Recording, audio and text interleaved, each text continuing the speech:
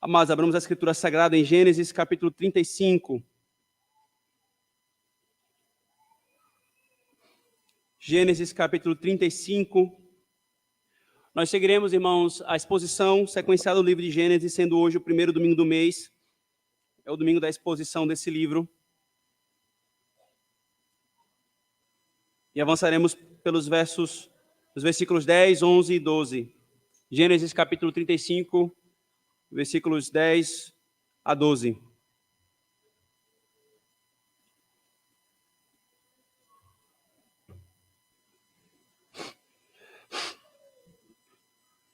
Essa é a palavra do Senhor, irmãos. Disse-lhe Deus: o teu nome é Jacó. Já não te chamarás Jacó, porém Israel será o teu nome. E lhe chamou Israel. Disse-lhe mais: eu sou o Deus Todo-Poderoso. Sê fecundo e multiplica-te. Uma nação e multidão de nações sairão de ti, e reis procederão de ti. A terra que dei a Abraão e a Isaque, dar-te-ei a ti, e depois de ti, a tua descendência. Amém. Oremos, irmãos, mais uma vez. Senhor, aquece o nosso coração com a tua palavra, Senhor. Dar-nos a alegria que vem ao coração que te teme, Senhor, quando o Senhor nos instrui devidamente nos teus caminhos, Senhor. Mostra quem nós somos. No verso 9 do texto que agora nós lemos, Senhor, nos é dito que o Senhor outra vez apareceu a Jacó e o abençoou. É certo, Senhor, que o Senhor não mais se revela dessa forma extraordinária como o Senhor fez quando entregava a tua revelação, Senhor, e a escriturava. Mas nós clamamos, Senhor, manifesta-te em tua glória através da tua palavra a nós, Senhor, porque é por meio dela que o Senhor vem a nós, revelando-se e revelando quem nós somos, Senhor. Faz-nos de nós aquilo que tu queres que sejamos em Cristo. Nós oramos em nome de Jesus. Amém. Meu querido, talvez você já tenha experimentado ou esteja experimentando nesse exato momento um desânimo ou uma desesperança quando você considera os seus próprios pecados. Quando você se depara com toda a tentativa de mudança que no final resulta em frustração, resulta em dar e chegar no mesmo ponto em que você estava, ao menos essa sensação que vem ao nosso coração. E é tomado por frustração. Ou o desânimo e a desesperança, quando nós constatamos o quão terrível é o nosso coração e o que ele é capaz de fazer. Ou ainda, quando simplesmente nós percebemos o nível de sujeira que há nele. Desejos maus, pensamentos vãos, motivações iníquas, ações reprováveis pela palavra do Senhor. E comumente aqueles que temem ao Senhor, quando se deparam com tudo isso, têm um sentimento que vem à alma: desânimo, frustração, tristeza. E se isso se prolonga por mais de tempo, por tentativas e subsequentes aparentes falhas, ou falhas de fato, a alma aumenta o seu desespero, a sua desesperança, quase que chegando à conclusão de que não há mais solução para mim. A nossa alma pensa.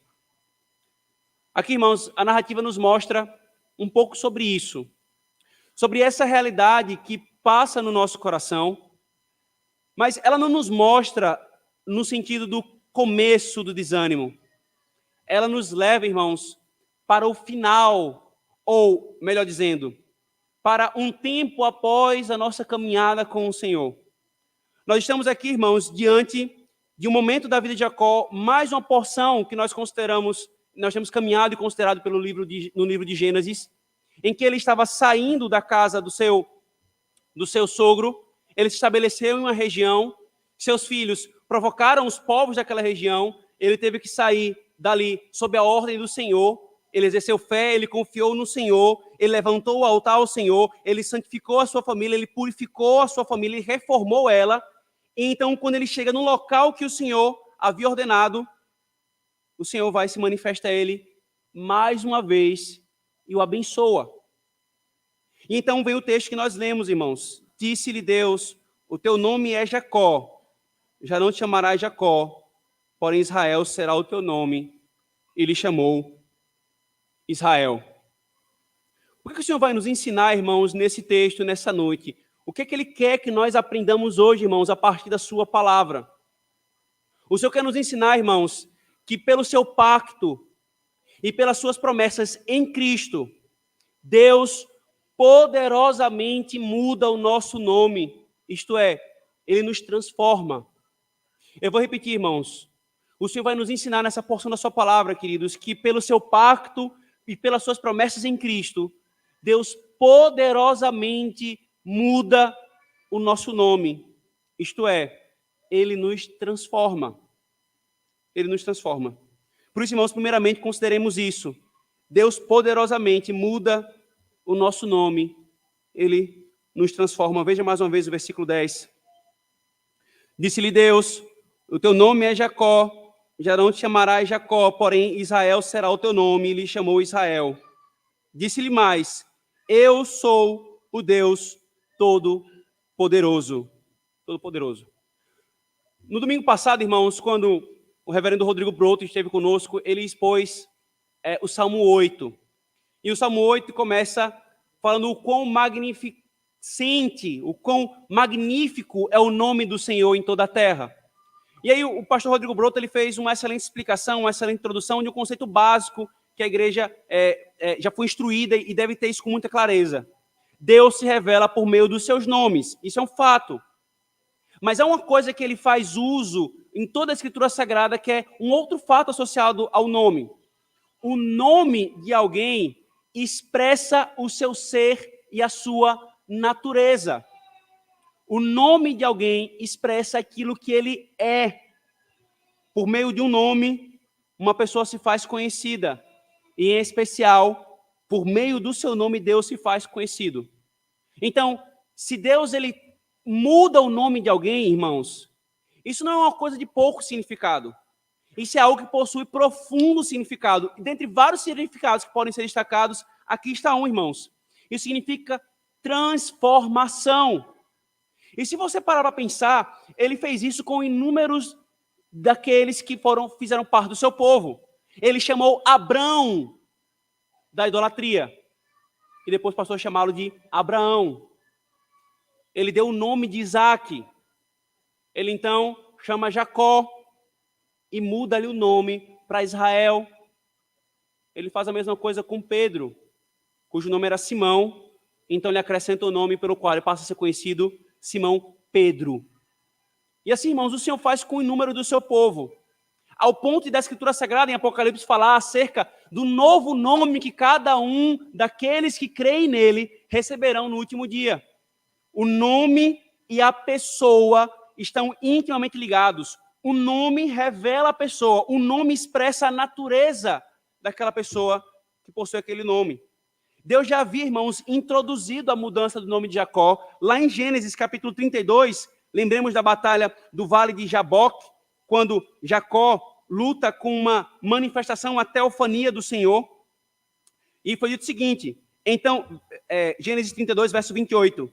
Então disse, já não te chamarás Jacó, e sim Israel, porque como príncipe lutaste com Deus e com os homens e prevaleceste. Então o Senhor já havia introduzido a mudança do nome de Jacó, mas até aqui, irmãos, não era uma ênfase chamar Jacó de Israel. A partir daqui não, a coisa muda. Aqui, irmãos, é como se o Senhor estivesse ratificando o que ele havia falado ali. Lá, ele bateu o martelo. Aqui, ele virou a ponta e disse, você agora é Israel. O que o Senhor estava querendo dizer para o próprio Jacó, irmãos, e também para nós? Agora você não é mais o enganador. Agora você não é mais aquele que está fugindo e fugindo e fugindo, amedrontado. Você agora é o príncipe do Senhor. Você lutou com o Senhor, você lutou com os homens e você prevaleceu. É o príncipe do Senhor. Ele estava expressando para Jacó que ele havia o transformado. Ao mudar o nome de Jacó, Deus estava constatando a Jacó: você agora é um novo homem.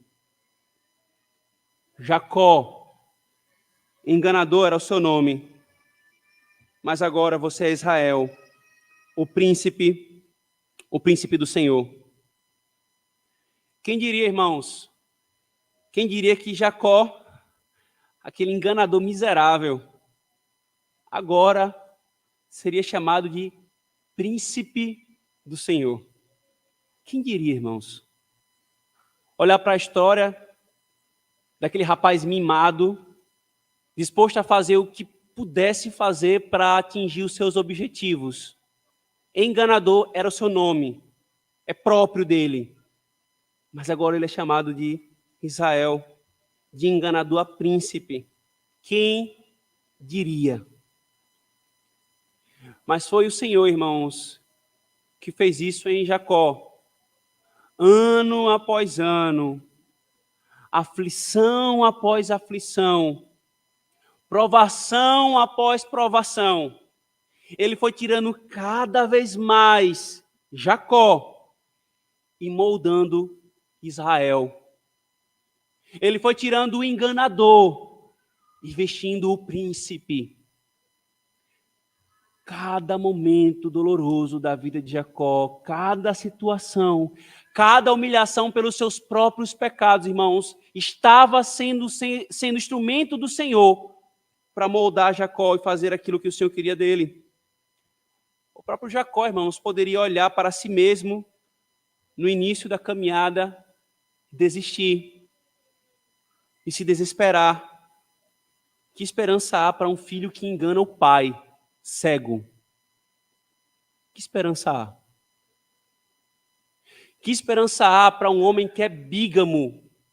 E tudo bem que ele foi enganado, mas ele parece até que gostou de ser enganado, né? Se acomodou facilmente a essa situação. Que esperança há para um homem que facilmente se deitou com as servas das suas esposas porque era um frouxo? Não conseguiu colocar limite a um coração descontente e um coração invejoso de ambas as suas esposas. Que esperança há, queridos, para um homem que não conduzia e não pastoreava os seus filhos, era medroso, sempre temendo que a promessa do Senhor não ia cumprir, sempre temendo que a proteção do Senhor iria falhar. Que esperança, queridos. O próprio Jacó poderia se desesperar dele mesmo. Mas agora, irmãos, é Deus quem expressa a mudança de Jacó.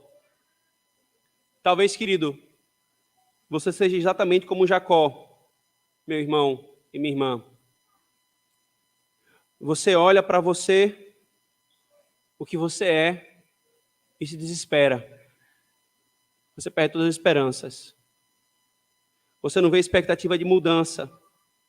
Você se considera um caso perdido. E claro, você pensa em desistir. Não vale a pena continuar. Continuar tentando, ou quiçá, continuar vivendo. E eu concordaria com você, querido. Eu seria o primeiro a lhe encorajar a desistir, se a questão fosse você.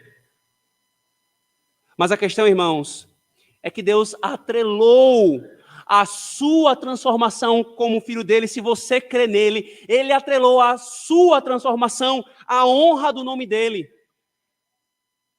Ele atrelou a mudança em você e a mudança do seu nome ao nome dele. Você era filho da ira e agora passa a ser chamado filho de Deus. Você era Jacó e agora é Israel.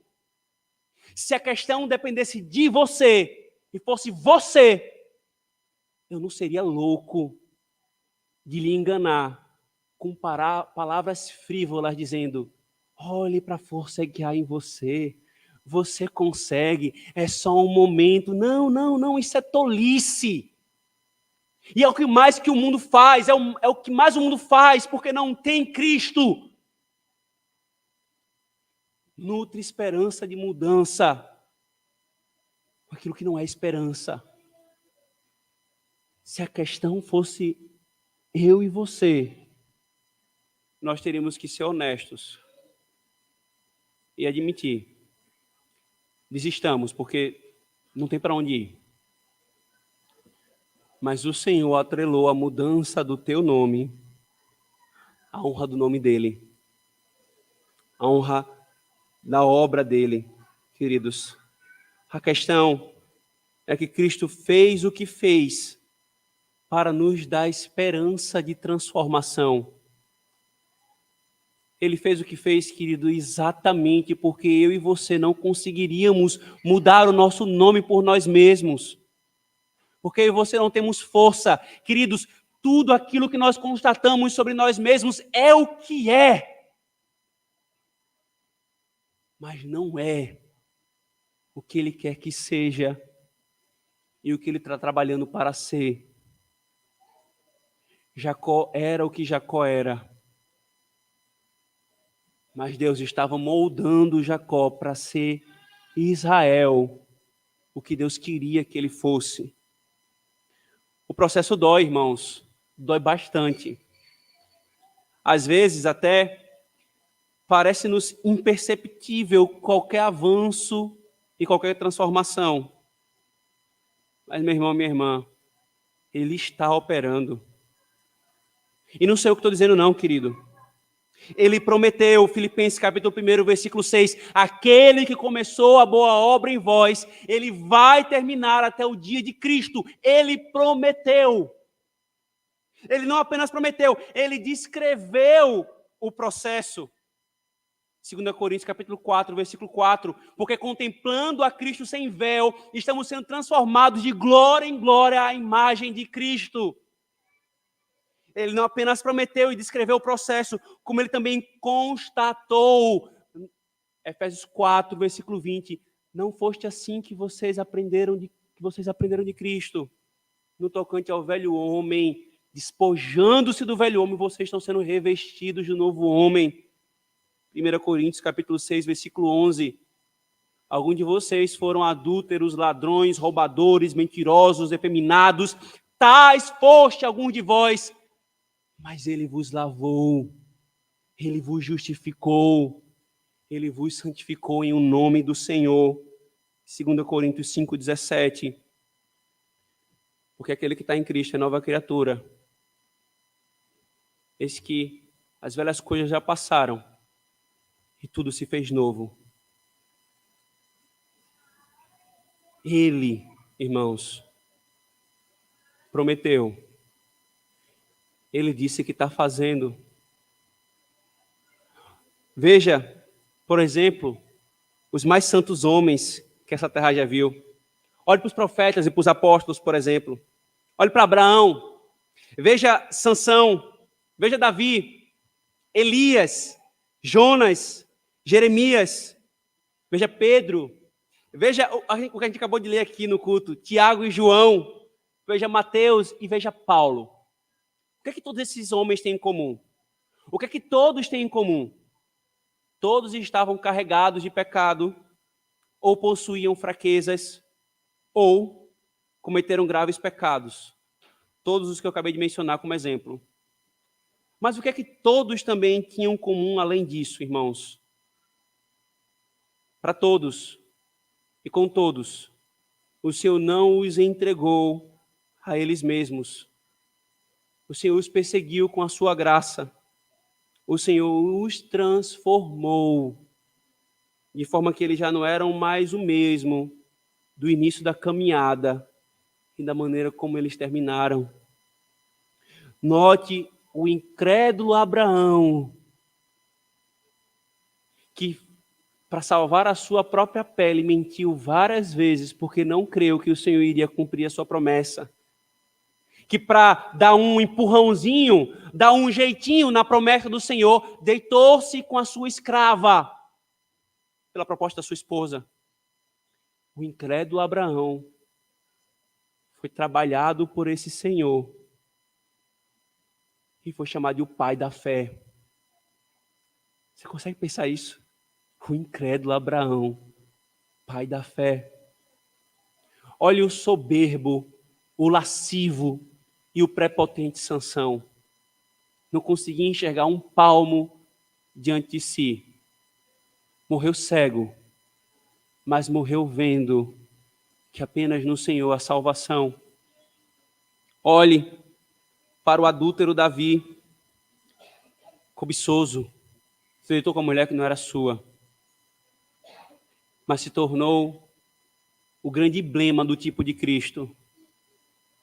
Olhe para Elias, medroso, triste, se tornou um grande profeta do Senhor. Olhe para Jonas, o profeta fujão, teimoso, insistente no fazer o erro. O Senhor alcançou e o encontrou e o quebrou. Olhe para Jeremias, olhe para Pedro, tão empolgado, mas tão fogo de palha, com visão tão elevada de si mesmo, mas tão fraco, ao ponto de negar o Senhor 3 vezes. Se tornou o grande líder do colégio apostólico, porque o Senhor trabalhou nele. Olhe para Tiago e João, 2 sem noção. O Senhor falando que ele iria morrer em Jerusalém. E o que é que ele ouve de Tiago e João? Jesus, deixa eu sentar do teu lado, no teu reino.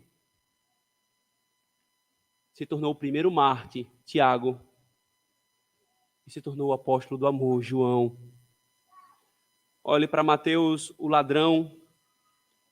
Se tornou um evangelista, que escreveu um evangelho. Olhe para Paulo, o perseguidor da igreja, que odiava Cristo com todas as suas forças. Se tornou aquele que deu a sua vida em tudo para a obra de Cristo. Queridos,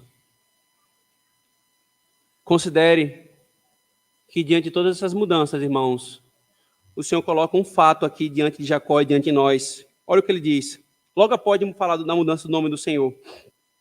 Versículo 11. Disse-lhe mais, eu sou o Deus Todo-Poderoso. Eu sou o Deus Todo-Poderoso. Esse é o atributo do Senhor, irmãos, que mais se repete no livro de Gênesis. Desde Gênesis 1, pelo qual ele mostra que ele criou todas as coisas do nada, pela palavra, apenas dizendo as coisas vinham à existência, no espaço de 6 dias, 24 horas. Aquele Deus que fez uma estéril idosa conceber, ele vai e repete novo aqui, eu sou o Deus Todo-Poderoso. Por que que o Senhor lembra Jacó aqui? Não apenas para ratificar a promessa que ele fez com base nesse mesmo atributo, ser fecundo e multiplica, vou te fazer uma grande nação. Eu tenho poder para fazer isso.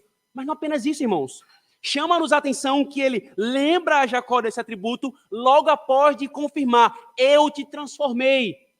Sabe o que ele está nos ensinando, irmãos?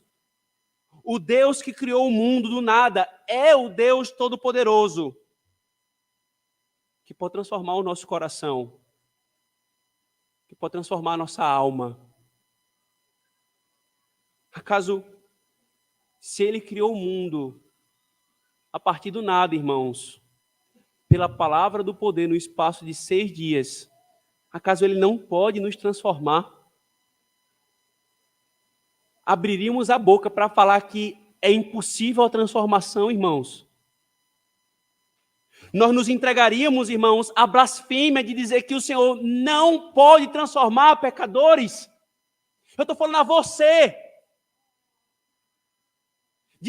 desanimado com seus próprios pecados e querendo desistir da perseverança dos santos, dizendo, ele não pode me transformar. Cale a sua boca para falar isso do Deus Todo-Poderoso que transformou Jacó em Israel.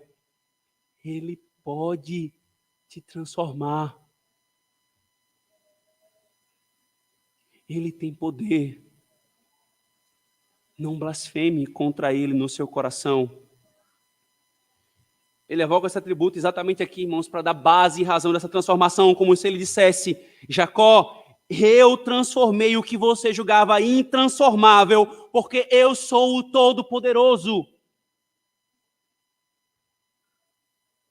Ele tem poder, irmãos, para transformar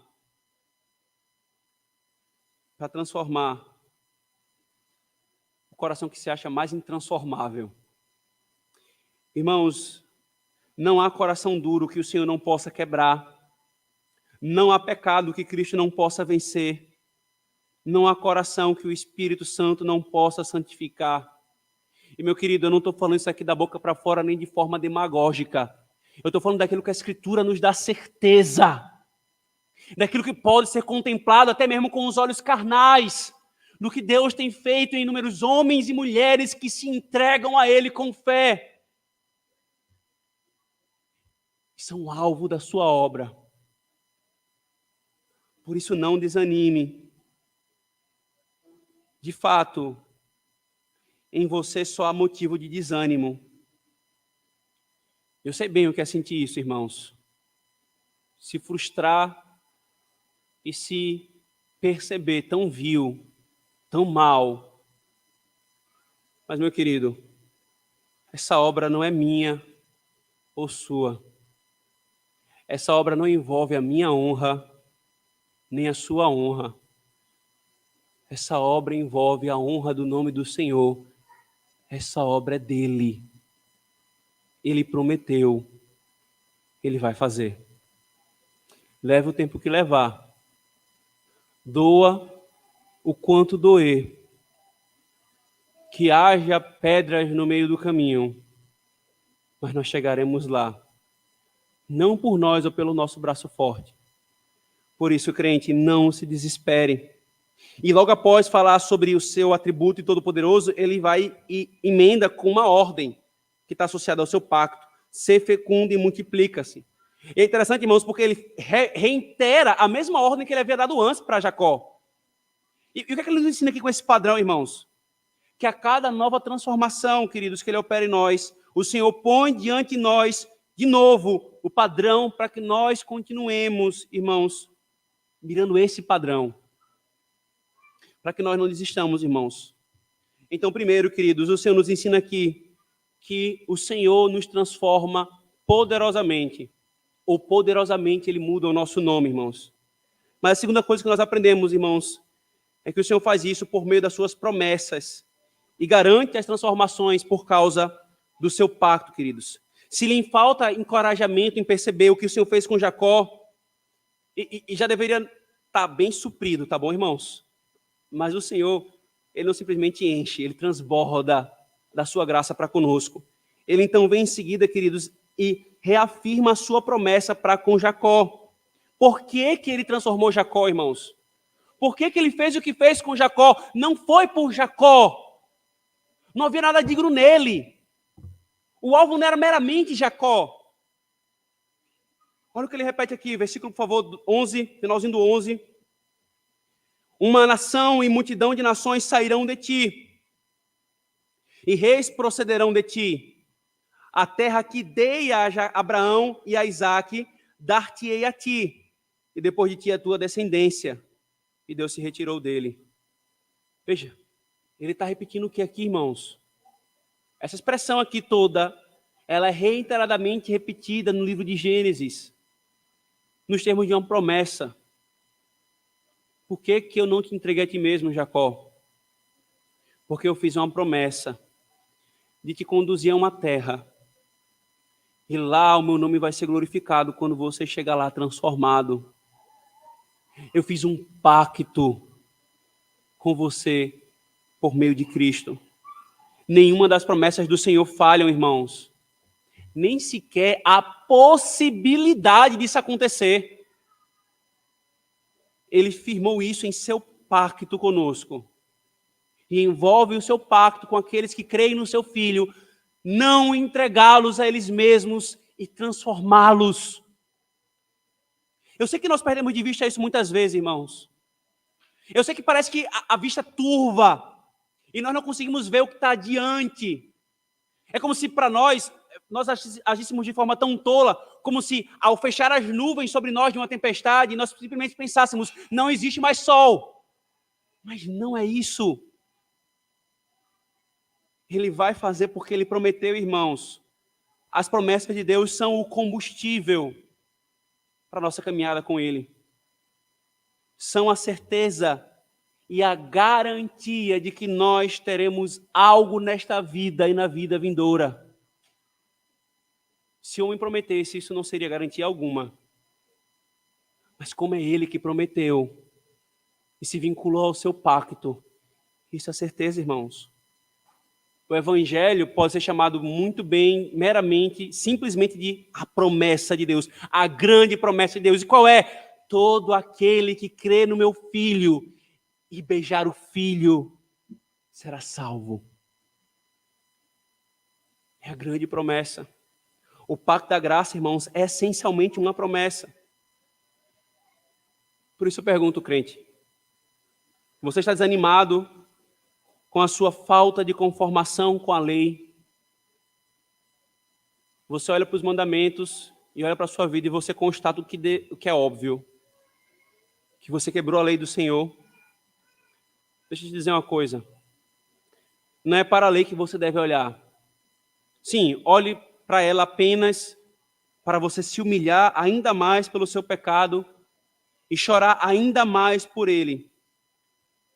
Mas se você depara com as suas fraquezas e a quebra da lei do Senhor, você deve olhar para Cristo. Você deve olhar para as promessas e para Cristo. Pois, irmãos, Cristo é a concretização de todas as promessas do Senhor. O Senhor nos disse que é em Cristo que nós temos o sim e o amém para todas as promessas do Senhor. Cristo é o baú das promessas, que nós podemos abrir e ir até esse baú e encharcar os nossos bolsos das ricas promessas que o Senhor nos dá. Elas estão lá à disposição, irmãos, em Cristo.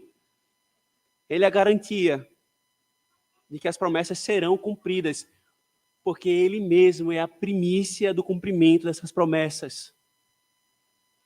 Se você tem Cristo, meu irmão, se você tem Cristo, você tem a certeza e a esperança da transformação. Vai doer. Pode até demorar um pouco mais do que nós gostaríamos. Mas Ele vai fazer. Se você tem Cristo, Ele vai fazer. Por isso, crente, não desanime. Não se desespere quando você deparar com a vileza do seu coração. Chore pelos seus pecados. Se humilhe diante do Senhor. Não trate o pecado como se ele fosse algo tranquilo. Ele não é. É a pior coisa que existe. Mas tão somente não sucumba diante dos seus pecados como se você não tivesse Cristo. Como se você não tivesse um Deus todo-poderoso que está operando uma obra de transformação. Não desanime e não se desespere. Mas eu também falo a você que não crê no Senhor, pare de tentar se transformar pelo seu poder. Uma das maiores tolices, para não falar o bom nordestinês, burrice. Os homens acharem que pode transformar a si mesmos, que pode transformar o mundo, que pode transformar os outros. É a coisa mais ridícula ver um conselheiro que não consegue mudar a si mesmo, tentando transformar no seu braço forte um aconselhado, apelando para a força que não há no aconselhado. É tolice, irmãos. É tolice você que não crê no Senhor tentar mudar a si mesmo pelo seu poder. Pare também de querer se matar por não conseguir se transformar. Nem a tolice de achar que conseguirá se transformar. E nem o desespero de querer se entregar à morte como se não existisse caminho para a transformação. Há um caminho mais excelente para você. O único caminho para a transformação não consiste em métodos e técnicas vãos e vazios, pueris e sem poder. Não consiste em chamar para você olhar para você mesmo e creia em você, esse tipo de coisa boba. Não, consiste em você agarrar a Cristo e então você descobrirá que há uma fonte inesgotável para a transformação da sua alma. Você verá que toda tentativa humana de transformar a si mesmo sem Cristo é correr atrás do vento, é vaidade, é tentar agarrar fumaça. E constatará que aqueles que se entregam a Cristo podem começar a caminhada como o mais vil Jacó, o enganador dos enganadores.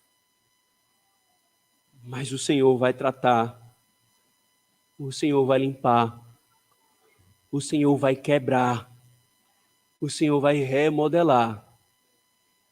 E de Jacó, por meio de Cristo e tendo Cristo como modelo, ele fará um Israel. Todo ser humano nasce como um Adão. Mas aqueles que creem em Cristo terão seu nome mudado de Adão para pequeno Cristo, cristão. Serão feitos à imagem do próprio Cristo. Creia, meu querido, e você será transformado para a glória do Senhor. Amém. Oremos, irmãos.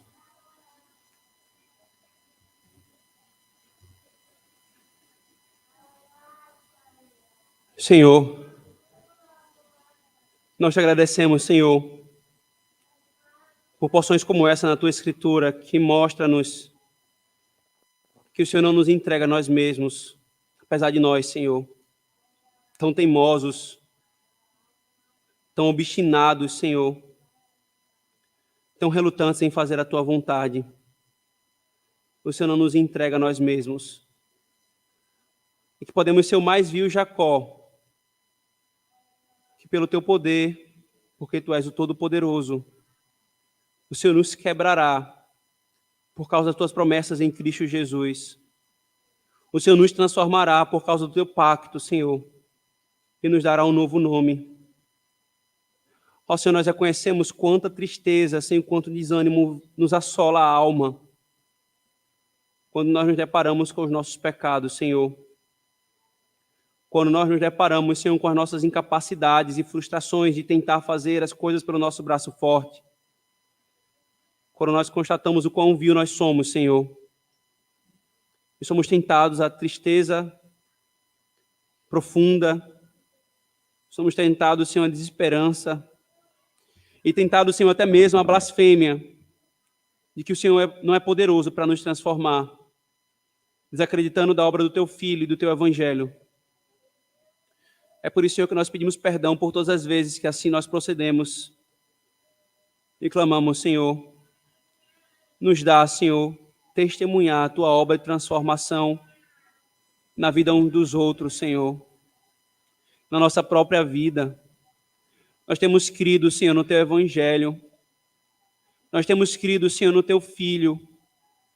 E nós não falamos e nem ouvimos essas coisas, Senhor, da boca para fora. A nossa alma, Senhor, se inclina a essas verdades com toda a sua força, Senhor. Por isso, Senhor, de posse das tuas promessas, nós oramos, transforma-nos, Senhor. Aquele que tem caminhado como escravo do pecado, que o Senhor liberte.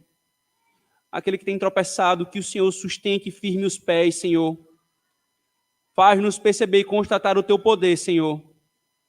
O Senhor nos anunciou que o Senhor faz e o que o Senhor faria. Então, o Senhor faz, porque cientes de que o Senhor prometeu e de que o Senhor anunciou previamente que o faria.